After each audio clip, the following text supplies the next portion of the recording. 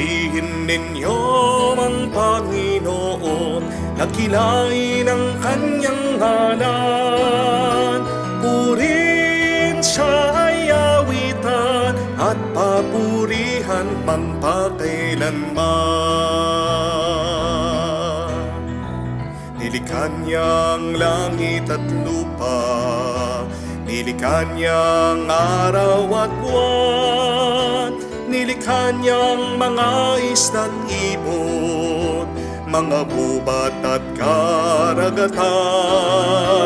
Tunay siyang banal at dakila, purihin ang kanyang ngalan. Ang lahat ng nilikha niya'y mabuti, pinagyaman niya ng lubusan. Purihin ninyo ang Panginoon, dakilain ang kanyang ngalan. Purihin siya ay awitan at papurihan magpakailanman.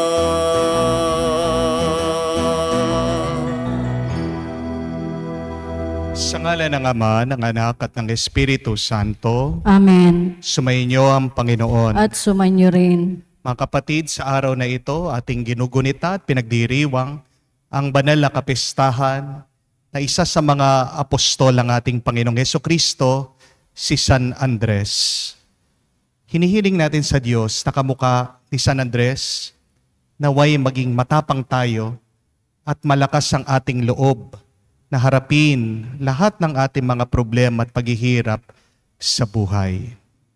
Magiging malakas lang tayo kung mananatili tayong nakatingin at nakakapit sa ating Panginoong Hesukristo. Sa mga pagkakataon na kung saan nagpadala tayo sa ating mga pangamba, sa ating mga takot sa buhay, dahil sa sakit ng pangangatawan, dahil sa takot na mawala ang ating bahay o kotse, dahil sa utang, dahil sa ating takot na magkawatak-watak ang ating pamilya dahil sa away. Hilingin natin muli ang awa at pagpapatawad ng Diyos, ang kanyang tulong, magpakumbaba tayo sa mga panahon ng ating kahinaan para makita tayong maging karapat-dapat minsan pa na lumakas sa pamamagitan ng banal na katawan at dugo ng ating Panginoong Hesukristo dito sa banal na misa. Inaamin ko Sa makapangyarihang Diyos at sa inyo mga kapatid, na luba akong nagkasala sa isip, sa salita at sa gawa at sa aking pagkukulang. Kaya isinasamo ko sa mahal na Birhen Maria, sa lahat ng mga anghel at mga banal, at sa inyo mga kapatid na ako'y ipanalangin sa Panginoon ating Diyos. kaawaan tayo ng makapangyarihang Diyos, patawarin tayo sa ating mga kasalanan, patnubayan tayo sa buhay na walang hanggan. Amen. Panginoon, kaawaan mo kami. Panginoon, kaawaan mo kami. Kristo, kaawaan mo kami. Kristo, kaawaan mo kami. Panginoon, kaawaan mo kami. Panginoon, kaawaan mo kami. Gloria in excelsis Deo.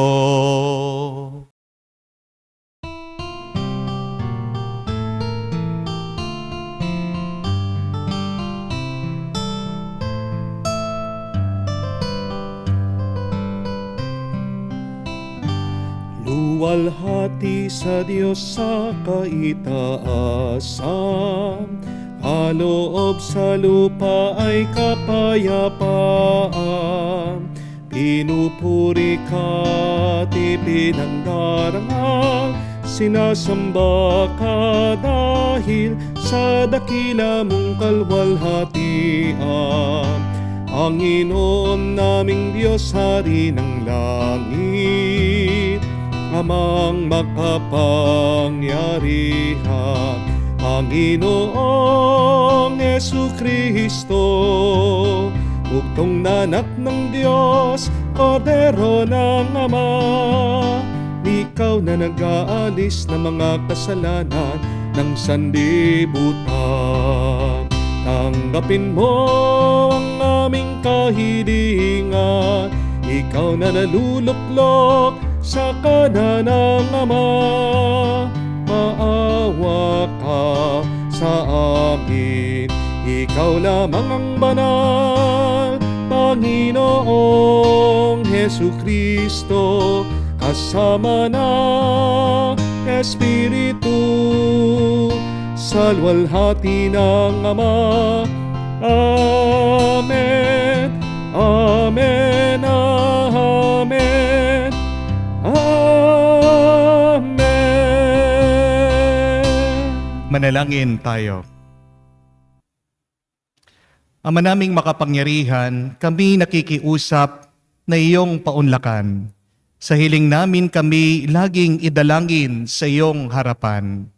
Ni Apostol San Andres, na nangaral at nangasiwa sa iyong sambayanan. Sa pamamagitan ni Jesucristo kasama ng Espiritu Santo, magpa sa walang hanggan. Amen. Pagbasa mula sa sulat ni Apostol San Pablo sa mga taga-Roma. Mga kapatid, kung ipahahayag ng iyong mga labi na si Jesus ay Panginoon at mananalig ka ng buong puso na siya'y muling binuhay ng Diyos, maliligtas ka.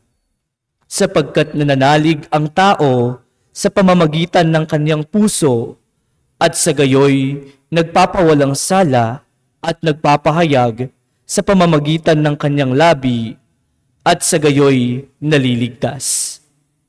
Sinasabi sa kasulatan, hindi mabibigo ang sinumang nananalig sa kanya. Walang pagkakaiba ang katayuan ng Hudyo at ng Griego. Iisa ang Panginoon ng lahat at siya ang nagkaloob ng kanyang kayamanan sa lahat ng tumatawag sa kanya.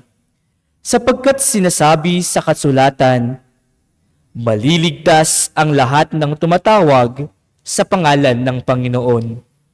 Ngunit paanong tatawagan ng mga tao ang hindi nila sinasampalatayanan?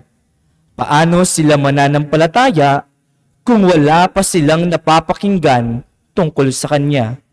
Paano naman sila makakapakinig kung walang nangangaral? At paanong makakapangaral ang sinuman kung hindi siya isinusugo? Ayon sa nasusulat, o kay inam na makitang dumarating ang mga nagdadala ng mabuting balita. Ngunit hindi lahat ay naniniwala sa mabuting balita. Ganito ang sabi ni Isayas, Panginoon, sino ang naniniwala sa sinasabi namin? Kaya't ang pananampalataya ay bunga ng pakikinig at makakapakinig lamang kung may nangangaral tungkol kay Kristo. Ngunit ang tanong ko'y, hindi ba sila nakapakinig?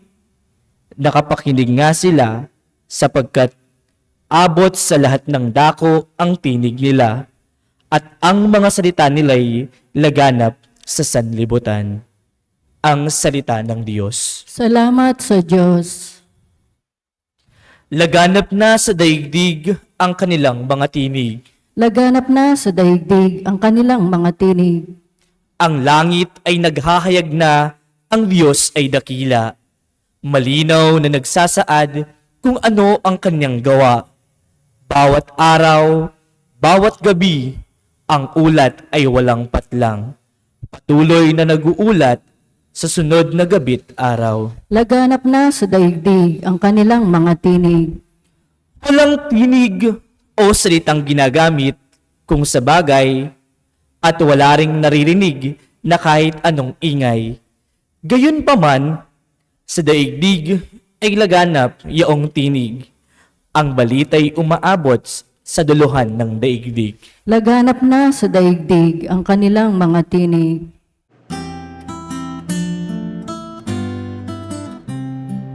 Alleluia, alleluia, alleluia, alleluia, alleluia, alleluia, alleluia, alleluia, alleluia, alleluia, alleluia. Sumunod kayo sa akin at kayo aking gagawing katambal ko sa tungkulin. Aleluya, aleluya. Sumainyo ang Panginoon. At sumainyo rin. Ang mabuting balita ng Panginoon ayon kay San Mateo. Papuri sa iyo, Panginoon. Noong panong yun, sa paglalakad ni Jesus sa tabi ng lawa ng Galilea, nakita niya ang dalawang mangingisda. Si Simon na tinatawag na Pedro at ang kapatid niyang si Andres. Sila'y naghahagis ng lambat. Sinabi niya sa kanila, sumunod kayo sa akin at gagawin ko kayong namamalakaya ng mga tao. Noon din iniwan nila ang kanilang mga lambat at sumunod kay Jesus. Nagpatuloy siya ng paglalakad at nakita rin niya ang magkapatid na si Santiago at Juan, mga anak ni Zebedeo. Sila'y nasa bangka kasama ang kanilang ama at naghahayuma ng lambat. Tinawag din sila ni Jesus. Agad nilang iniwan ang bangka at ang kanilang ama at sumunod kay Jesus.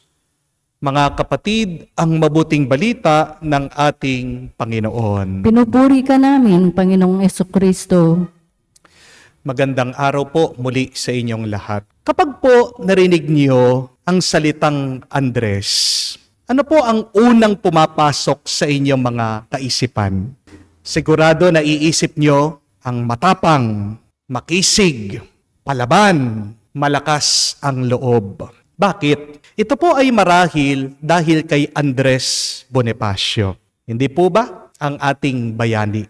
Ngayon din naman ay ang araw na ating ginugunita ang ating bayani, si Andres Bonifacio. Today is Andres Bonifacio Day. Pero ang tanong, saan ba nakuha ni Andres Bonifacio ang kanyang pangalan?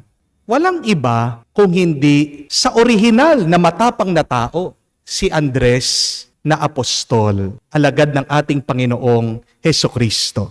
Sa totoo lang, mas matapang po si San Andres kaysa sa kapatid niya, si San Pedro.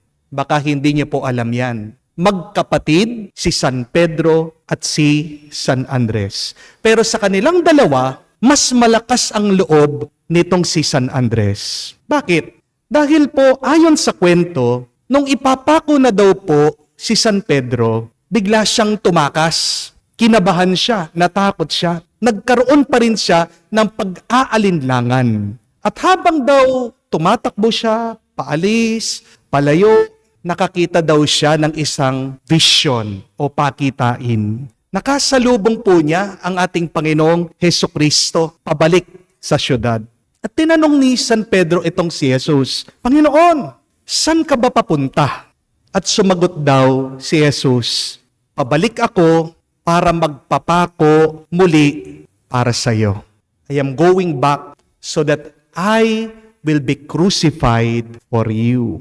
Dito daw po nakonsensya si San Pedro. Kaya naman dali-dali, bumalik siya at inalay niya ang buhay niya kay Jesus at sa inang simbahan. Pero hindi po ganito ang kwento ni San Andres. Hindi siya natakot at talagang pinigay niyang sarili niya. Pinapako niya ang sarili niya sa krus. Yun lang nga, iba yung korte ng kanyang krus. Kung ang krus ni Jesus, parang letter T. Ang krus naman po ni San Pedro, binaliktad niya dahil hindi daw siya karapat-dapat na mapako kamuka ng pagkapako ng ating Panginoong Hesukristo.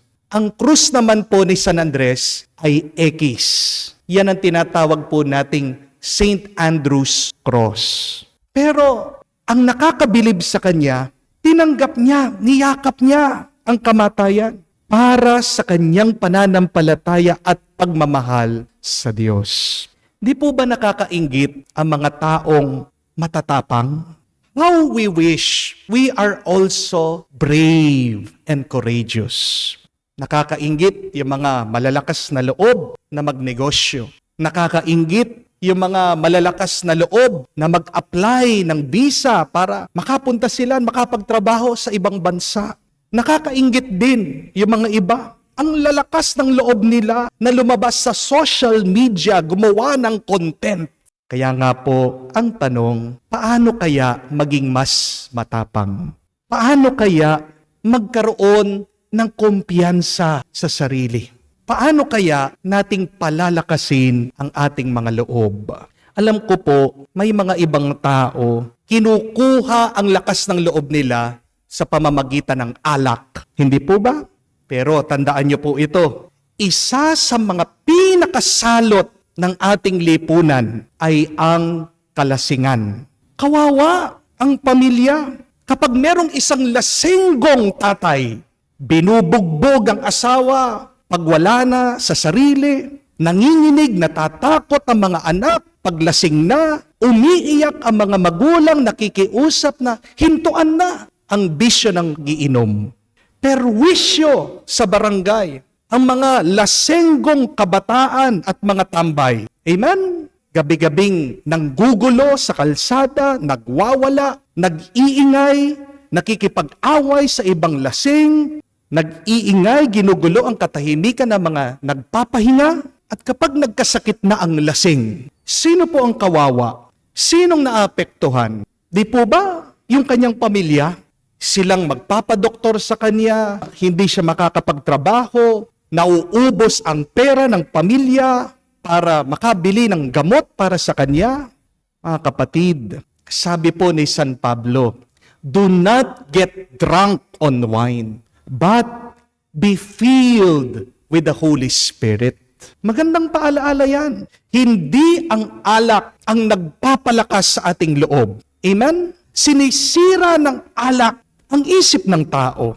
Gusto mong lumakas ang iyong loob? Unahin mo sa pamamagitan ng pagpupuno ng Banal na Espiritu sa iyo. Hindi ang espiritu ng alak, ng San Miguel o ng Empe ang makakatulong sa iyo.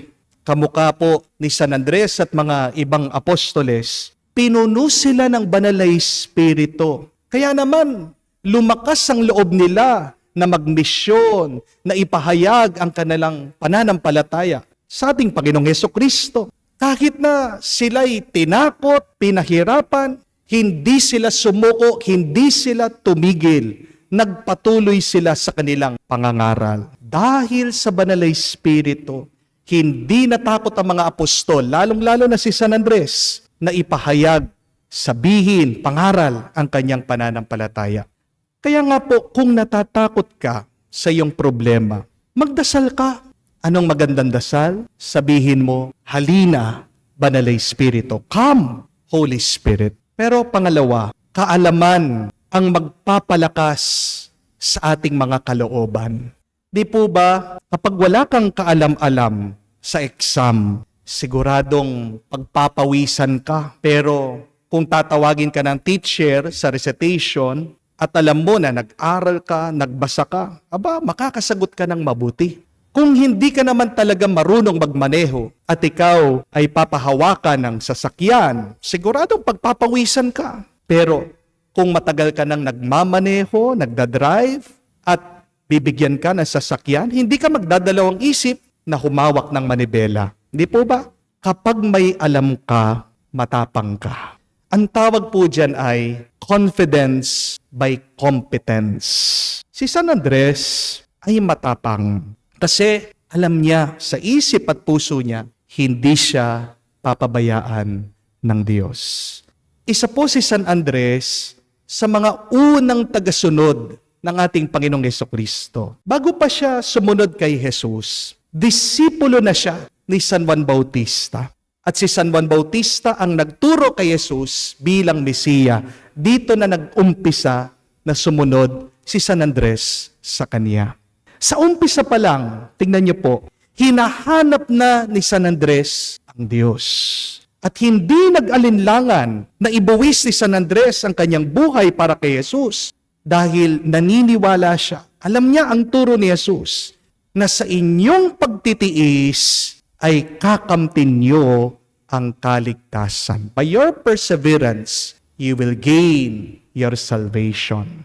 Kung gusto mong maging matapang, dagdagan mo ang iyong kaalaman at alamin mo ang pagmamahal ng Diyos sa iyo. But third and last, have great faith in order to be brave. Have great faith in order to be brave. Hindi naman po sa lahat ng panahon na may kasiguraduhan ng buhay. Hindi po ba? Life is uncertain. Malakas ka ngayon, baka bukas manghina ka. Malusog ka ngayon, baka bukas may sakit ka. Mayaman ka ngayon, baka bukas maghihirap ka. Life is uncertain. Kaya nga po kailangan nakahanda tayo palagi na lumukso na may pananampalataya sa buhay. At kung wala kang pananampalataya, hindi ka kikilos, hindi ka tutuloy. Di po ba? At ito ay ginawa ni San Andres. Kung maalala niyo po nang pinapakain ni Jesus, ang mga libo-libong tao, si San Andres ang naglapit sa maliit na bata na may baon na 5 tinapay at 2 isda. Hindi naman po maglalakas ng loob si San Andres na ilapit yung bata, yung kanyang baon sa Panginoon na hindi siya nananampalataya, nananalig at naniniwala kay Jesus. Nilapit ni San Andres ang bata kasi naniniwala siya may magagawang himala ang ating Panginoong Hesukristo. Kaya naging matapang si San Andres kasi nanalig siya sa Panginoon. My dear friends, we must practice faith every day. How? By letting things go. Meron pong lumapit sa akin, isang tatay. Nagtatanong siya, Father, ano po bang gagawin ko dito sa aking problema? Ang dami-dami ko pong iniisip. Iniisip ko po itong aking anak, mag-aasawa na daw. Alam ko naman po sa sarili ko bilang tatay niya, hindi pa po siya handa. Napaka-spoiled ng batang yan. Baka pag nag-asawa, ako pa rin naman po ang susustento sa kanya. Iniisip ko din po itong aking matandang nanay. Inaalagaan ko po siya. Pero araw-araw, pinagbwibwisitan ako. Hindi kami magkasundo. Iniisip ko din po itong aking kapatid. Iba-ibang mga lalaki ang kinakasama. Napapagod na po ako, Father. Sabi ko po sa kanya, ang problema mo, nagjo-Diyos-Diyosan ka. Sabi ko po, hindi ikaw ang Diyos. Iisa lang ang Diyos. Huwag mong kukontrolin ang lahat ng bagay sa iyong buhay. Marunong ka sanang bumitiw. Let go. Alay mo lahat sa Diyos. Allow God to become God in your life. Allow God to hold your plans, your life. Ipahawak mo sa Diyos ang problema mo. Yan ang ibig sabihin ng pananampalataya. At makikita mo, sabi ko po sa kanya, gagaan ang pakiramdam mo. Ito pong tatay na nakasimangot, biglang ngumiti doon sa sinabi ko. Hindi po kaya, mga kapatid, na yan din ang problema natin madalas. Bakit bigat na bigat ka? Bakit natatakot ka? Baka naman kinakapitan mo ang iyong sarili, ang sarili mong plano, ang sariling lakas mo, at nakalimutan mo na kumapit at manalig sa Diyos. Talagang manghihina ka kung wala kang ibang inaasahan kung hindi ang sarili mo. Talagang mauubos ka dahil tayong mga tao ay may limitasyon, may hangganan. Hindi ka matatakot, kapatid, kung alam mo malakas ang kasangga mo. Kung alam mo nakasandal ka sa makapangyarihan na Diyos, lalakas ang loob mo. Magdasal po tayo. Naway mapuno tayo ng Banal na Espiritu, alamin natin ang pagmamahal ng Diyos. At naway mas lumalim pa ang pananalig natin sa Panginoong Hesukristo para maging matapang tayo na harapin ang lahat ng hamon ng buhay sa tulong ng Diyos. Kaya sabihin natin, San Andres, ipanalangin mo kami ngayon at magpakailanman. Amen. Ihabilin natin ang ating mga kahilingan sa pangangalaga ng Diyos Ama kasama ng mga panalangin ni San Andres. Ating sabihin, Panginoon, dinggin mo kami. Panginoon, dinggin mo kami. Ang ating mga pari na tinawag ng Diyos upang mamalakaya ng mga tao naway umarap sa hamon ng pagbabago sa pamamagitan ng pangangaral ng Ebanghelyo. Manalangin tayo sa Panginoon. Panginoon, dinggin mo kami. Ang mga misyonero naway maging mabibisang tagapahayag ng Ebanghelyo sa pamamagitan ng patotoo ng kanilang buhay. Manalangin tayo sa Panginoon. Panginoon, dinggin mo kami. Ang mga tinawag ng ating Panginoon upang maglingkod sa Kanya, naway bukas loob na tumugon sa Kanyang panawagan. Manalangin tayo sa Panginoon. Panginoon, dinggin mo kami. Sa katahimikan po ng ating puso, banggitin din natin sa Diyos ang ating mga personal na pangangailangan. Ama, habang naghahanda kami para sa pagdiriwang ng pagkakatawang tao ng iyong anak, ipagkaloob mo ang aming mga kahilingan, kaisa ni San Andres na Apostol. Hinihiling namin ito sa pamagitan ni Kristo, aming Panginoon. Amen.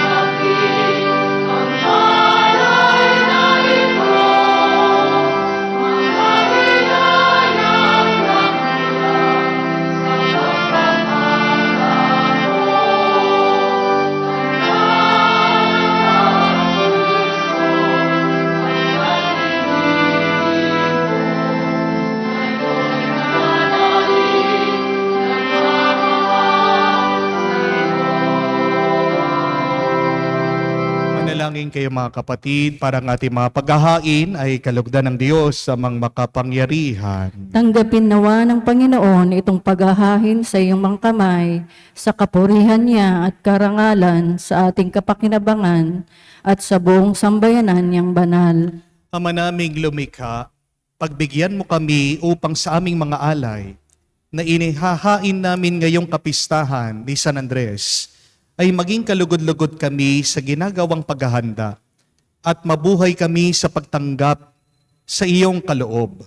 Sa pamagitan ni Jesucristo kasama ng Espiritu Santo magpa sa walang hanggan. Amen. Sumainyo ang Panginoon. At sumainyo rin. Itaas sa Diyos sa inyong mga puso at diwa. Itinaas na namin sa Panginoon. Pasalamatan natin ang Panginoong ating Diyos. Marapat na siya ay pasalamatan. Ama naming makapangyarihan, tunay nga marapat ikaw ang aming pasalamatan. Ikaw ang pastol na laging pumapatnubay sa mga kabilang sa nanilingap mong kawan. Ito ang ginanap na pananagutan ng giliw mong anak at pastol ng tanan.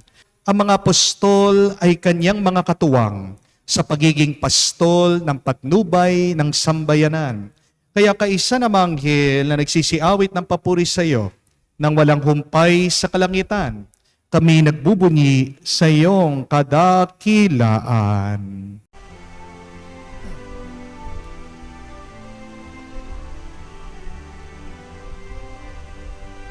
Santo, Santo, Santo, Panginoong Diyos ng mga hukbo, napupuno ang langit at lupa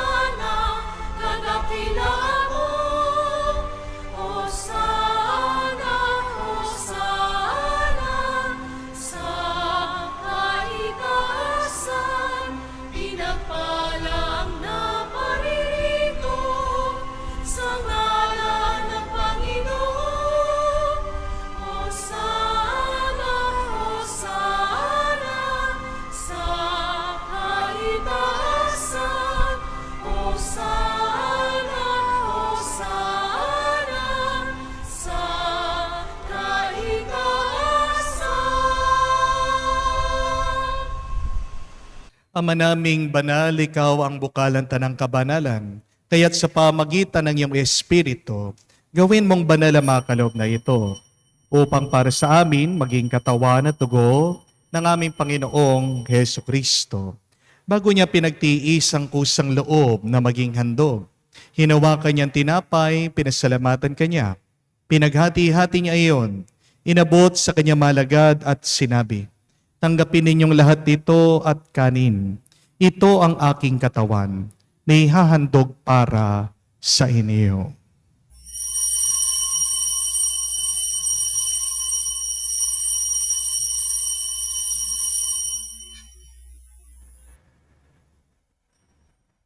Gayon din naman na matapos ang hapunan, hinawakan niyang kalis, muli kanyang pinasalamatan.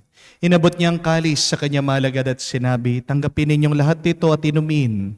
Itong kalis ang aking dugo, ng bago at walang hanggan tipan. Ang aking dugo na ibubuhos para sa inyo at para sa lahat, sa ipagpapatawad ng mga kasalanan. Gawin ninyo ito sa pag-alaala sa akin."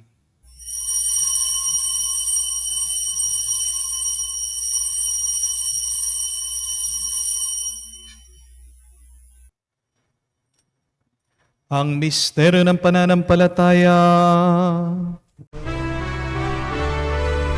Aming ipinahayag na namatay ang iyong anak, nabuhay bilang Mesiyas at magbabalik sa wakas para mahayag sa lahat. Ama, ginagawa namin ngayon ang pag-alaala sa pagkamatay, muling pagkabuhay ng iyong anak. Kaya tinialay namin sa iyo ang tinapay na nagbibigay buhay at ang kalis na nagkakaloob ng kaligtasan. Kami nagpapasalamat dahil kami yung minarapat na tumayo sa harap mo para maglingkod sa iyo. Sinasamo namin kami magsalo-salo sa katawan at dugo ni Kristo ay mabuklod sa pagkakaisa sa pamamagitan ng Espiritu Santo. Amalingapin mong iyong simbahan, laganap sa buong daigdig. Puspusin mo kami sa pag-ibig. Kaisa ni Francesco, ang aming Papa, Florentino, aming Arsobispo, at ng Tanang Kaparian. Alalahanin mo rin ang aming mga kapatid na nahimlay, may pag-asang sila'y muling mabubuhay. Ngayon din naman lahat ng mga pumanaw, kawan mo't sila't patuloyin sa iyong kaliwanagan. Kawan mo't pagindapatin kaming lahat na makasalo sa iyong buhay na walang wakas. Kaisa na mahal na Birhen Maria, Ina ng Diyos, kaisa ni San Jose, kanyang maligayang esposo, kaisa na mga apostol, si San Andres, at lahat ng mga banal na namuhay dito sa daigdig na kalugod-lugod sa iyo. May pagdiwang nawa namin ang pagpupuri sa ikararangal mo sa pamamagitan ng iyong anak, aming Panginoong Heso Kristo. Sa pamamagitan ni Kristo, kasama niya at sa Kanya, ang lahat ng parangal at papuri ay sa iyo, Diyos Ama, makapangyarihan, kasama ng Espiritu Santo, magpasawalang hanggan. Amen, amen, amen. Sa nakakagaling na utos sa turo ni Jesus sa Panginoon natin at Diyos, ipahayag natin ng lakas loob.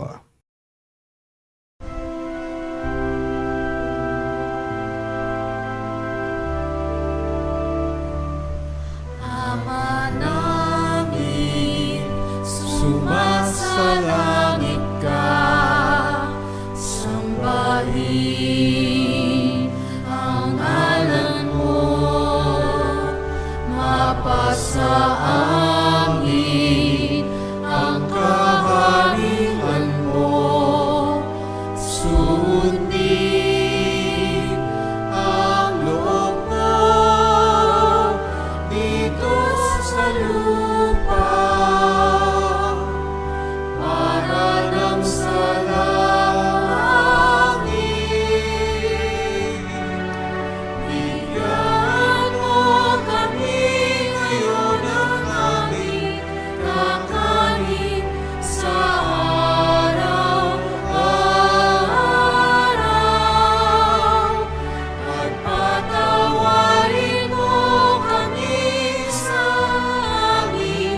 mga sala para ng pagpapatawad namin sa nagkakasala sa amin. At huwag po kaming ipahintulot sa tukso at iadya mo kami sa lahat ng masama. Hinihiling namin kami adya sa lahat ng masama, pagkalooban ng kapayapaan araw-araw, iligtas sa kasalanan, at ilayo sa lahat ng kapahamakan. Samantalang aming pinanabikan ang dakilang araw ng pagpapahayag ng tagapagligtas naming si Heso Kristo. Sapagkat iyo ang kaharian at kapangyarihan, ang kapurihan at magpakailanman. Amen. Panginoong Heso Kristo, sinabi mo sa iyong mga apostol, kapayapaan ang iniiwan ko sa inyo, ang aking kapayapaan binibigay ko sa inyo. Tunghayan mo ang aming pananampalataya at huwag ang aming pagkakasala. Pagkalooban mo kami ng kapayapaan at pagkakaisa ayon sa iyong kalooban, kasama ng Espiritu Santo magpa sa walang hanggan. Amen. Kapayapaan ng Panginoon ay laging sumainyo. At sumainyo rin. Magbigayan po tayo ng kapayapaan sa bawat isa. Peace with you po, kapayapaan po sa inyong lahat.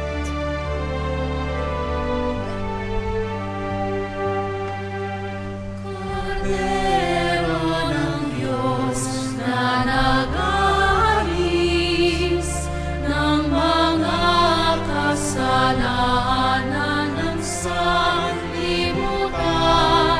maawa ka sa amin. Maawa ka sa amin.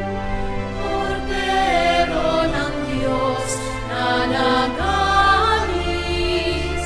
ng mga kasalanan ng sanlibutan, maawa ka sa amin.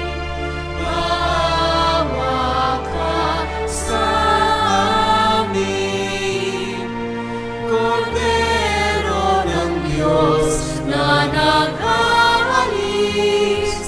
ng mga kasalanan ng sanlibutan, ipagkaloob mo sa amin ang kapayapaan.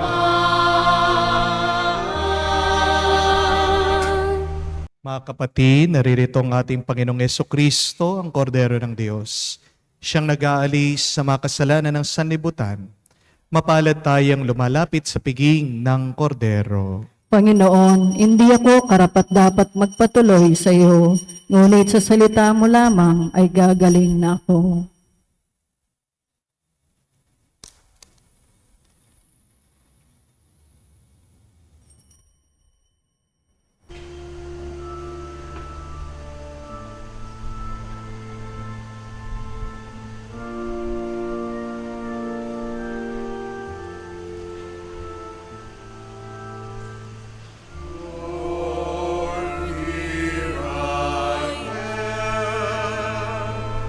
To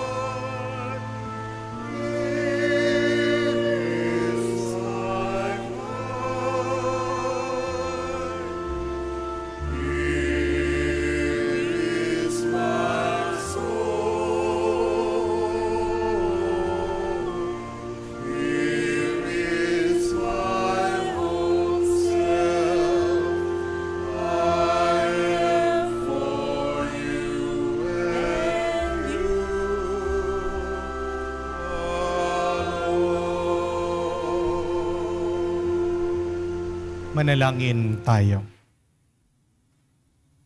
Ama naming mapagmahal, ang banal na pakikinabang ay magpalakas nawa sa amin upang ayon sa halimbawa ni Apostol San Andres, kami mga umaako sa kamatayan ni Kristo ay pagindapating mamuhay ng malwalhati kaisa niya sa piling mo, sa pamagitan niya kasama ng Espiritu Santo, magpa sa walang hanggan. Amen.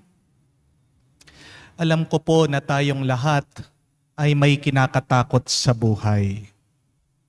Merong natatakot pag dumarating ng naniningil. Meron natatakot pag sinabihan sila na kailangan nilang pumunta at magpa-check up sa doktor. Merong natatakot na mahuli sila sa kanilang illicit affair, yung tinatago nilang mga kulasisi o yung kanilang mga babae o tinatago nilang lalaki.